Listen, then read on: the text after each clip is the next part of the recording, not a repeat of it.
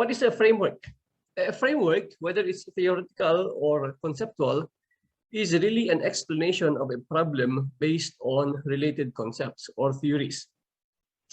At its basic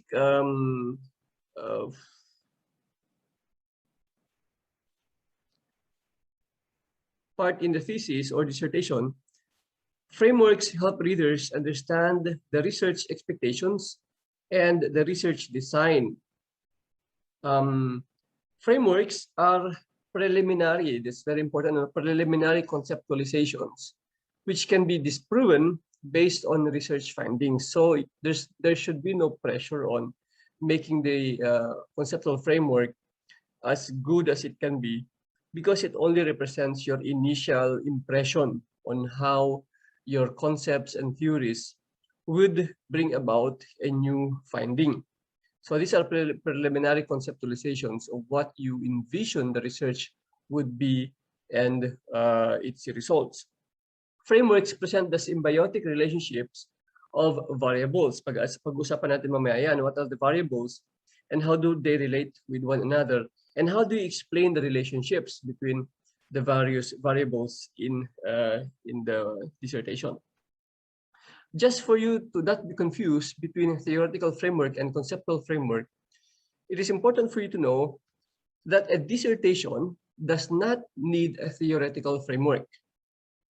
Okay, let me repeat that again for the second time once more, just so that you are clear. A dissertation does not require a theoretical framework. In fact, it does not need a theoretical framework. But a dissertation requires a conceptual framework. A theoretical framework is required for a master's thesis, but not for a doctoral dissertation. Why? Well, there is a difference. Okay. A theoretical framework includes a single formal theory. And this single formal theory, which is already investigated and proven, becomes the basis for the entire thesis. Basically, the thesis tries to affirm or reject that single formal theory. Conceptual framework is different. It includes one or more formal theories, whether in part or whole, or several concepts or empirical findings from literature. And then we try, the dissertation writer tries to come up with a new theory where a new concept or a new finding or a new knowledge based on the several formal theories that become the foundation of the dissertation. So malaking pagkakaiba yan, ano? A theoretical framework only uses one theory which can be proven or which will be affirmed, proven, or rejected at the end of the study.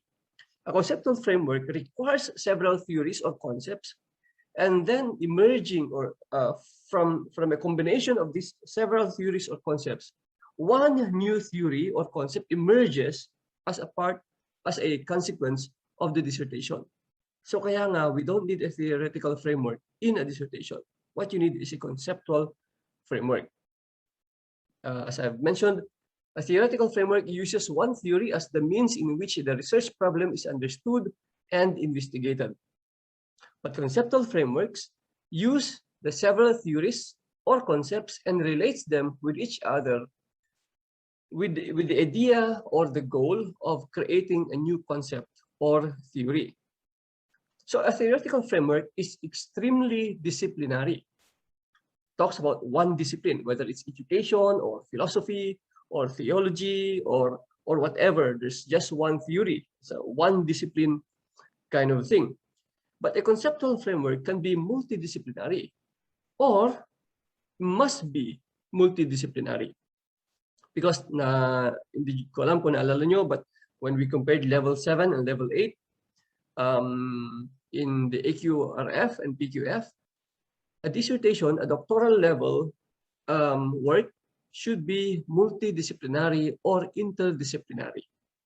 So even though you are doing a PhD in business administration, it is required that you also know something about law, policies, social studies, maybe arts, sciences, And so it becomes multidisciplinary. And so the theories that you are trying to use in your conceptual framework is not only based in business studies or business administration studies, but also involves other sciences or fields of study.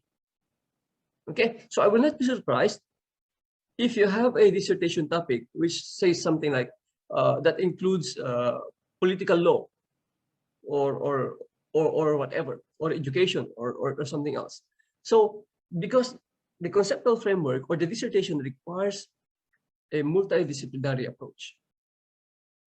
So which means that your readings, your bibliography should not be limited to business administration books. They will include several other writings from various disciplines. Next, a theoretical framework analyzes or evaluates an already developed theory, but a conceptual framework creates a new theory out of existing theories. I already explained that. A theoretical framework presented in the shape of a model that supports presents the theoretical framework is presented in the shape of a model that supports a research study. A conceptual framework is presented as the researcher's own constructed model. Magkakaiba yan, ano? Magkaiba yan. The conceptual framework represents the researcher's own creative, imaginative, constructive model to determine the relationship between the various variables of the research to come up with a new concept or proposition or theory. So wala yung support structure, the support structure of a dissertation is not just one theory, but several theories or concepts. And the conceptual framework gives you sort of like an initial attempt to interrelate the various concepts and the models as a preliminary guideline in how you would conduct your research. A theoretical framework needs to be well developed, designed, and widely accepted already. Okay, so the theory is already widely accepted. In conceptual framework, because your framework is original, kayo palang malamang ang nakaisip nito because your dissertation is unique. The conceptual framework does not need to be widely accepted. You can go nuts in creating your own conceptual framework because it is creative and provisional. Okay, it only has a provisional character because it is invented by the researcher to explain the process of reaching a conclusion. So your conceptual framework, most probably, that you presented in your proposal will change when you revise your dissertation and come up with your findings in chapter 3. Magbabago yan. So it can be, there's a high percentage that the conceptual framework you presented in your proposal will be radically revised as soon as you have your chapter 3 based on your findings. Okay. A theoretical framework does not present a chronological timeline of the research. The conceptual framework may present a chronological timeline of the research. This is usually the case that I've seen in several dissertations here at WUP, in which the conceptual framework is primarily a chronological timeline of the research or includes the research methodology. That does not need to be the case. You know? A better, well, that's a second-rate that's a second-rate conceptual framework. A first-rate conceptual framework relates theories and models together. Okay. A theoretical framework provides a general set of ideas within which a research study can be fit in. Kaya nang sabi ko kanina, yung ideas ng research ng thesis is trying to fit in a particular already existing theory. A conceptual framework is different. It relates the ideas of the scholars and they use that to expand knowledge by creating a new idea or creating a new proposition. Which is why, as I mentioned a while ago, a dissertation does not require a theoretical framework. Actually, if you have a theoretical framework in your dissertation, pagtatawanan kayo ng may alam ng proper writing. Kasi theoretical framework is only for thesis writers. Well, some dissertations have theoretical framework, pero it's weird kasi a theoretical framework is basically you're building your ideas based on one theory. But a conceptual framework is different. You're building your dissertation on several theories, and that is the expectation for a dissertation doctoral level work. So, a conceptual framework represents the researcher's understanding on how existing concepts come together in the research. It is primarily guided by the statement of the problem. Kaya nga ang ginawa natin last week is to look at the statement of the problem. Because without the statement of the problem, you cannot build a conceptual framework. The conceptual framework is a visual representation in the form of a graph, table, figure that helps facilitate the understanding of the relationship among the various concepts or variables related to the research. And so each concept or variable is linked together. Walang variable na hindi na walang relationship sa research niyo. Whatever you have in your conceptual framework needs to be related to another item in the framework. The variables can be the concepts or theories being sewn together to create a cohesive whole. So that's a conceptual framework. Kaya nga figurative, or it's figurative or tabular. Hindi tabular. Model. It's a model or a it can be a figure, a model. Basta it's a graphic representation of what you want to achieve. You can use boxes, triangles, shapes, arrows, lines, and even text to create your conceptual framework, which I'm gonna give you some examples later on. The conceptual framework informs the research methodology of the research. This is very important. Hindi ko alam, bukas na ba yung research methodology? Next week na ba yun? Hindi ko maalala. Pero the conceptual framework guides and helps you determine what is the most appropriate research methodology of the research, whether it's quantitative, qualitative, mixed methods, or ethnographic, or whatever. Because the conceptual framework helps you to know how would you relate the variables of your research and how would you come up with data to come up with something that is new. So the conceptual framework is very, very important because this is the first time yung statement of the problem kasi you're just thinking very, very narrowly. In fact, you should think narrowly. But once you have your topic already, you begin to sit back and do a macroscopic view of your dissertation and say, okay, what do I need to do in order to accomplish my task? And yung mind mapping or mapping, yan yung conceptual framework. You create an illustration of how your various variables work. The conceptual framework explains or predicts the way key concepts or variables will come together to inform the problem or phenomenon using arrows, lines, and various things. I will tell you later on, ano ba yung purpose ng arrow? What does an arrow mean in a conceptual framework? Kasi marami ako nakikitang arrow. Actually, which is wrong kasi an arrow represents one thing in a conceptual framework. Helps the research organize ideas and clarify concepts, provides direction and parameters to the study. Yung item na hindi na-include sa conceptual framework is hindi kasama sa research. That's basically it. So the conceptual framework presents the scope and the limitation of the study as well, because you are limiting the theories and concepts that you are going to use in the conceptual framework. And so one of the goals of conceptual framework is not only the process of addition, but the process of elimination.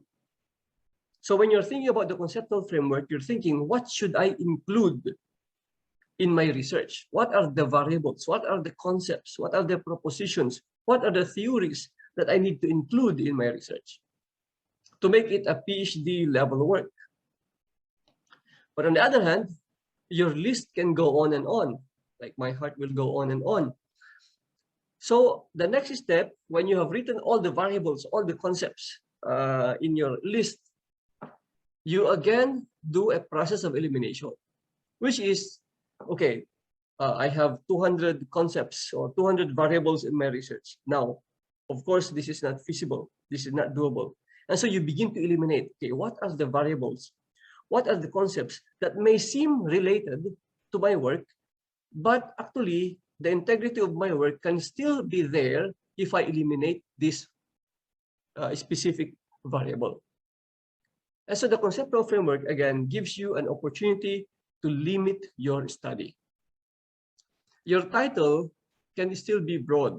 Wala doon lahat ng variable, hindi nakalagay lahat ng variable doon sa inyong title. But the conceptual framework will need to include all the variables. And by excluding something from the conceptual framework, you're also excluding that variable from your research. And the conceptual framework explains how the research will advance knowledge in the field. Okay, how to create a conceptual framework? Before I go here, do you have any question? Meron kayong katanungan?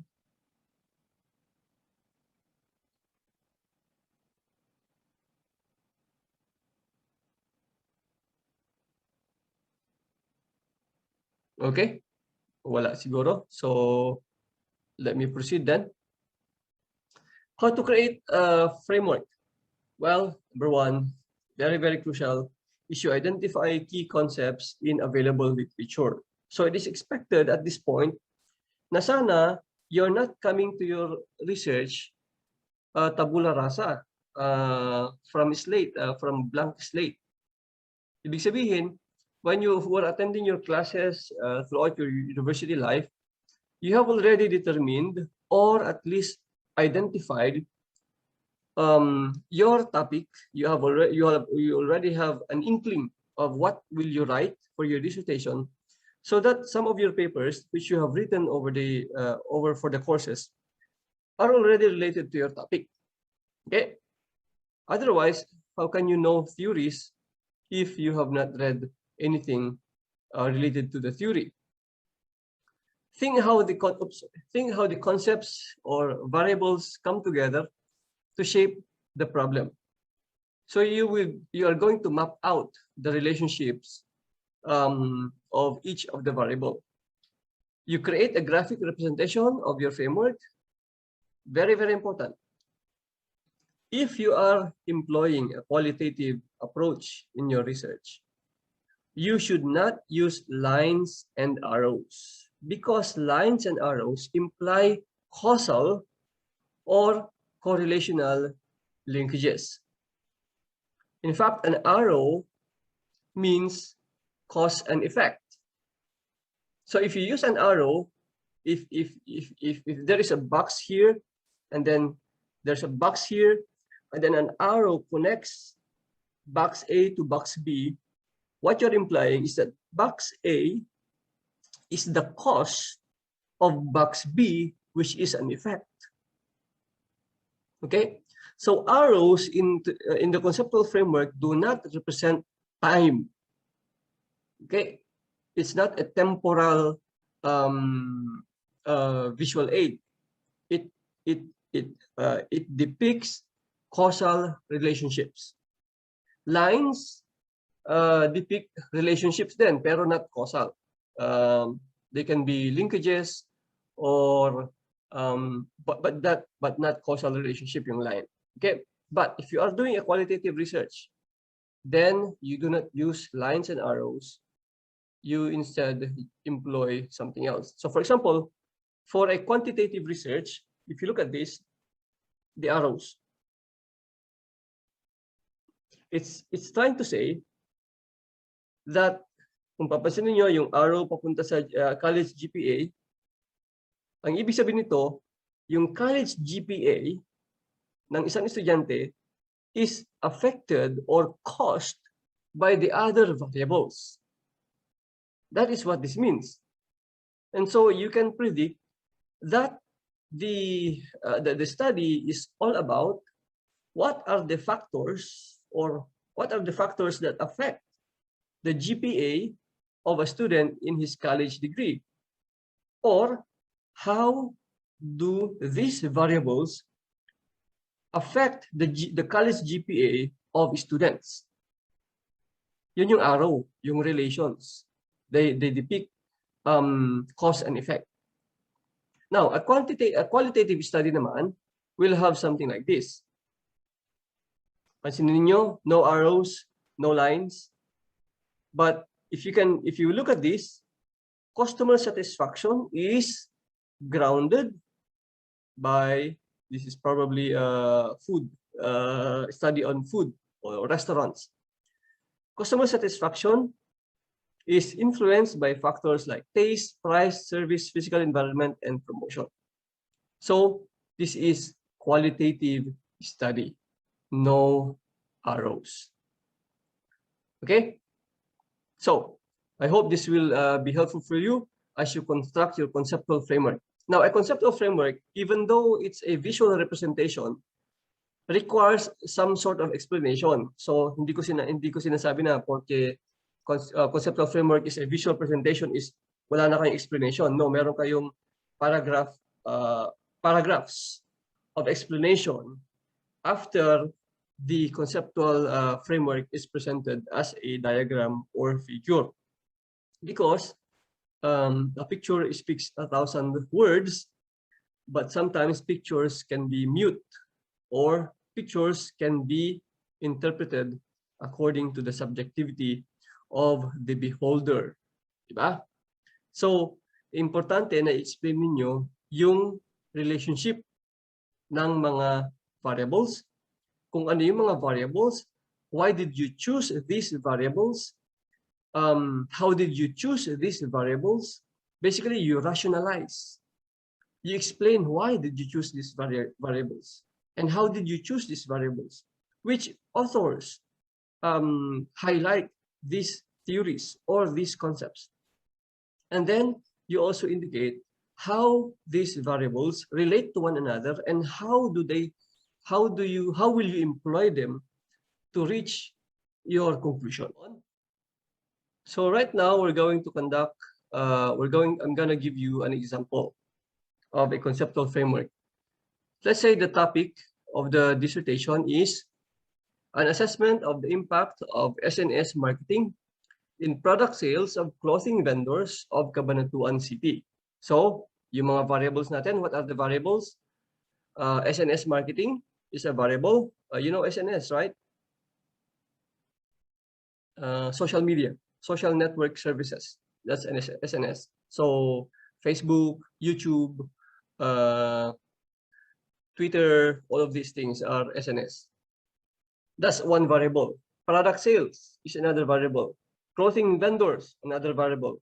Cabanatuan City is another variable. However, you don't have to include all of the variables in your title in the conceptual framework. Okay? So, in this research, we will be looking at several variables. The first one is the independent variable, which is the cause, and the dependent variable, which is the effect of the cause. Okay, so open your microphones and try to respond. In this research, what is the independent variable? SNS. SNS, yes. SNS marketing is the independent variable. Now, what is the dependent variable? Product sales. Yes, Product sales. Product sales. Okay. The independent variable and the dependent variable are related as cause and effect. Okay? So ang research mo dito is ano yung epekto ng cause, which is SNS marketing, to the effect, which is product sales. So ito yung inyong dalawang independent and dependent variable. Now, because it's a cause and effect, ano yung kailangan natin gamitin? Arrow, yes, okay. So there is the arrow. Kasi we are trying to investigate is the effect of a particular cause. So the arrow indicates the causal relationship between the independent variable and the dependent variable. Okay. Now, okay sana kung ganito lang kasimple, ano? Maganda sana pag ganito lang kasimple. Pero it gets more complicated. Okay, it gets more complicated. This is our topic. An assessment of the impact of SNS marketing in product sales of clothing vendors of Cabanatuan City. Pag dinagdag nyo pa yung during COVID period, ayun na, marami na kayong variable. Pero at least yung COVID period nyo is the time frame of your study, which you don't need to put in your conceptual framework actually. Okay. Now, meron pa tayong tinatawag na moderator variable. These are variables that alter the effect an independent variable has on a dependent variable. So, ang isang example ng moderator variable nyo is the type of SNS that you use. Okay? Facebook, Twitter. So, an SNS can be Facebook, Twitter, Instagram, whatever. So, kasama yun sa research nyo ngayon. What are the SNS platform used by the vendors? Okay? So, yan ang moderator variable ninyo. Meron pang isa, yung mediator variable. The mediator variable explains how and why the independent variable affects the dependent variable. So, for example, the number of posts. So, hindi lang yung SNS used. It's also the number of posts. How often did the provider or the market, the vendors post through the various platforms? Another question is, how many boosted posts? Alam niyo naman yung mga boosted posts, no? Yung mga binabayaran na ads sa, for example, Facebook, you pay an amount para lumaki yung luwang ng